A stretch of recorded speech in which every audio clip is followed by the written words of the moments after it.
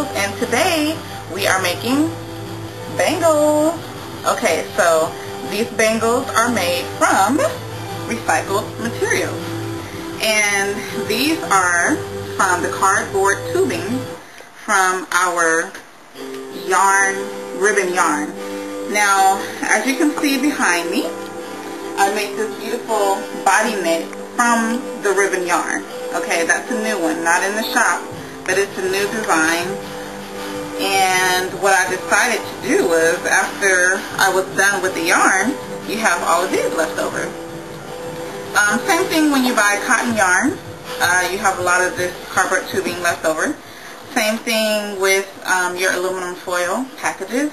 Don't throw these away. We are focusing on upcycling and living a greener life. Same thing with our toilet tissue cardboard tubing. And what I did with these was I cut these in sort of like these are about maybe like 1.5 inches wide.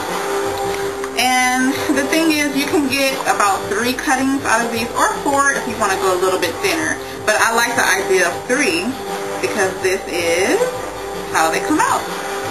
It's pretty cool. Just use the Mod Podge with the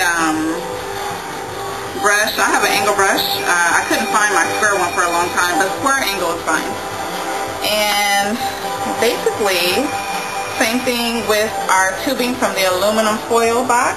I've cut 4 different sizes here.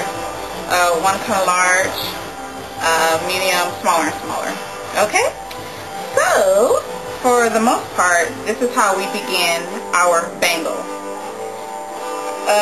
Well, so take these off. That's basically what it looks like. There. Colors. I just really love these colors. It's really, really beautiful. Also, you can wrap with any kind of ribbon, decorative ribbon, trimming, anything. Just go for it.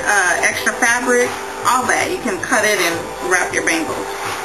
So, basically we start with our Mod Podge, which you can get from Joann's. I'm sure you can order it offline as well. What I like to do is just dip, and then again, I like to take off some of the ribbon from the skein because I like to drop it through like that as I'm wrapping. So we'll use this one. I did the same thing with this as well. So we'll move all of this out of the way. I know our camera is going to focus in on our little workspace here. Okay, so we'll just put this here, and I like to start, dip my brush in, and basically I like to just kind of brush the Mod Podge on. You can be very generous with this and brush it on the inside and the outside. I like to brush it in on the inside as well, if you can see that. Okay, so once we get about, like 1 inch or 2 inches across, I'll just set that there. Oh, sometimes I just set it inside. Okay, then we like to take our, see, I'm just placing it in there like that, okay? And then, this is, now press it down like that, okay? Come back, again, drop through, and I like to layer it again like that and press down. So we just keep wrapping. You can do this a single time, or you can do this, you can double it. You can do that as well. So once we do that, we keep going through. And then of course, when you end this, you're going to end on the inside, okay? Now, as I go along, what I do is I take my Mod Podge, and we want to reinforce. Mod Podge, it dries clear, so we just layer it right on here. We do the same thing on the inside as well as on the outside. And then that way you create a layer underneath of Mod Podge and a layer on top of Mod Podge. Okay, I like to make sure I get over the edges like that. When it dries pretty firm, pretty hard. Okay, so once you go all the way around, you're going to end up, with something like this. Now, what's really beautiful with the Mod Podge is that, it dries clear, but it adds its own little shine to it. I mean, the ribbon in itself is very beautiful, very shiny. And it's like you don't want to take that shine away, but when it dries, you get this really beautiful shine here. Okay? And that's pretty much it.